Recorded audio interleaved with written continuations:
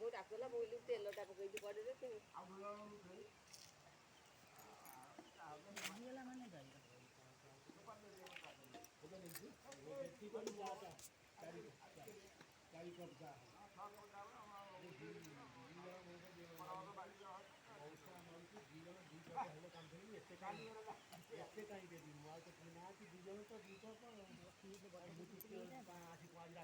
କଥା ଫୁଟାଣିଆ ପୁଅକୁ କେହି ପାରିବେନି ଆଉ କଥା ଫୁଟେଇଲେ ଦିଅନ୍ତା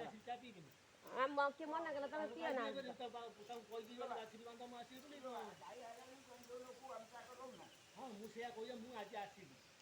ଆଇଲେ ପିଇବା ଆଉ କ'ଣ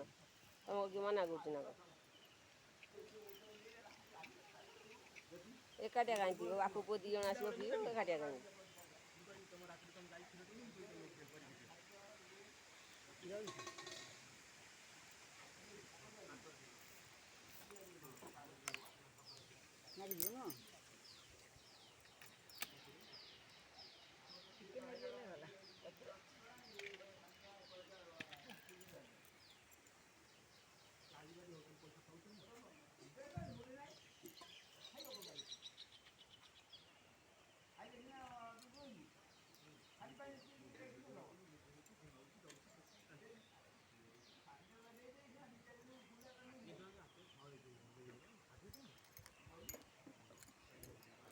ଫେରେ 1:30ଟା ବାଜି ହେଇଗଲାଣି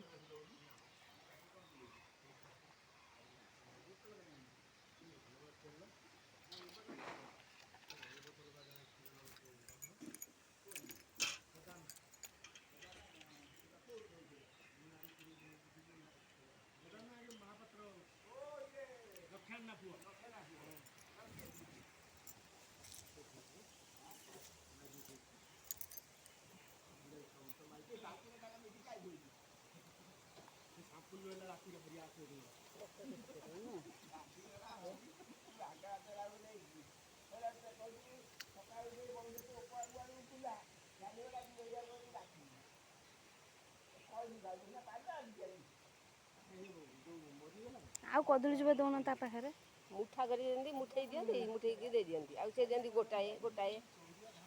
ସେ ସେମିତି ରହିବ ଗଳି ପଡ଼ିବ